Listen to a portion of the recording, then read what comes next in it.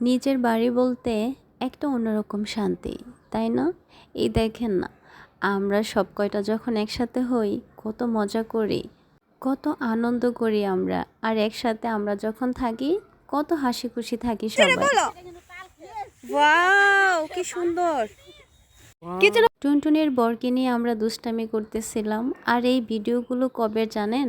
ঈদের ভিডিও। ঈদের মধ্যে যখন আমরা বাড়িতে গিয়েছিলাম তখনকার ভিডিও। আমার অনেকগুলো ভিডিও জমে আছে, আমি সব কয়টা একটা একটা করে আপনাদের সাথে শেয়ার করব।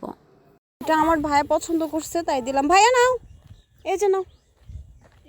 কাঁচা টমেটো। কে বলছে এটা কাঁচা না? Thank you. ওয়েলকাম। ওয়াও, এটা খালি সিমন। ফুলকপিটা অনেক বড়। দেখছো সুন্দর না? এত এত টমেটো পড়ে পড়ে নষ্ট হচ্ছে, বাট খাওয়ার মতো মানুষ নেই।